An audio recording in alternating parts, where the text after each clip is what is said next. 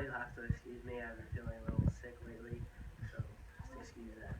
Um, so imagine what it would be like in your school if someone came in and started shooting, or what if it was one of your peers?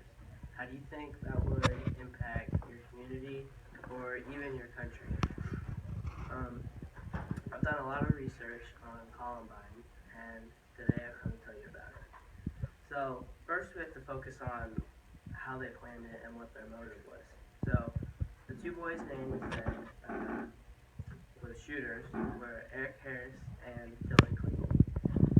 Um, from their journals that investigators have gone through after the shooting, we learned a lot about the boys. Um, Dylan was very depressed and he felt alone in life and he really was just suicidal and just down on his luck. And Eric's writings are more of like a psychopath. He was more just, he kind of got bullied and so he felt like he needed to eliminate the people that bullied him. Um, in January of 1998, the two boys were arrested for breaking into a van and put into a juvenile diversion program where they exceeded in the program. So I feel like this is kind of a crucial point in the whole Columbine massacre because judges and authorities could have stopped it and they could have noticed that the boys were troubled and they really needed help, but instead they kind of just slid through the system with zero resistance. So now that you know the background of the shooters, you have to know how they did it and what their plans were. So they began to acquire guns and make pipe bombs, and in particular, one of the guns they bought was a TEC DC-9, which is a semi-automatic handgun. And Dylan was 17, and I believe Eric was 16. So both were under the legal age of 21 to purchase handguns. So they purchased it from one of their friends at their job in Littleton, Colorado. They also had friends from Columbine buy them a shotgun and a couple rifles at a gun show. Later in the investigation, authorities revealed that neither of the people that sold the guns realized what they were doing or what the boys' intent was. So at 11:14 in the morning, the boys each showed up to school and they had pipe bombs in each of their cars in the parking lot, and they had long trench coats on. And they both carried two large duffel bags containing bombs with propane tanks in them, and they went into the school's lunchroom and they placed them at critical points in the lunchroom, so by the pillars and stuff, so the library above would collapse down onto the lunchroom. And it's estimated that there was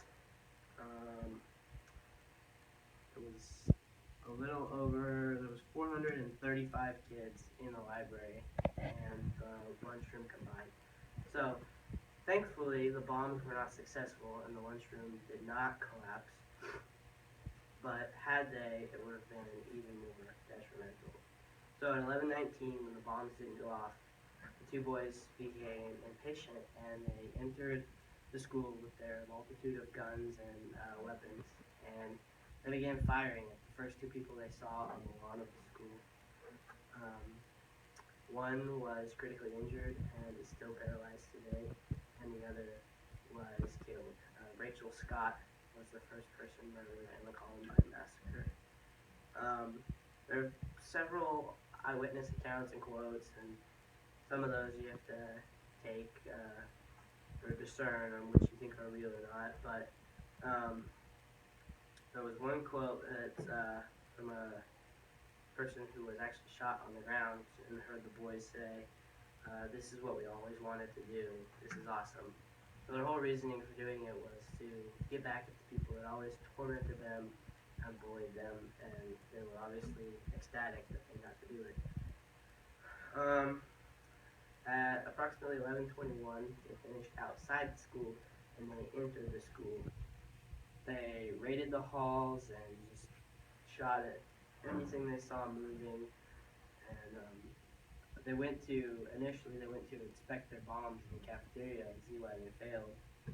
Um, and then at 11:29 is when Harris and Klebold reached the library, which is where the majority of the killings happened.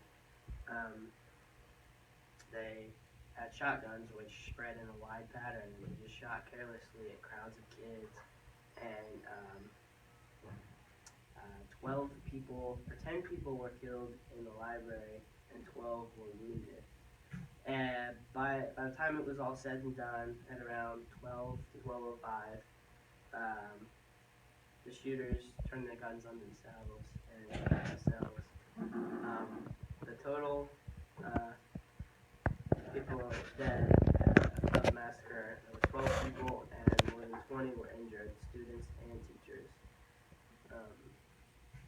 It was a very tough day in America and in Colorado.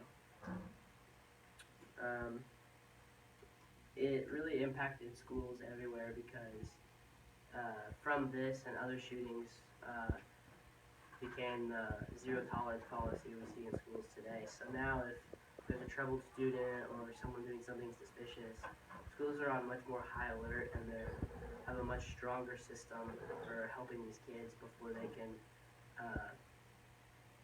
go down a path of hurting other people.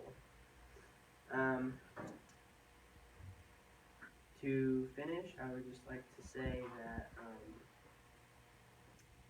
Columbine is a very, very sad and hard part of American history, but in a way it helps schools to recognize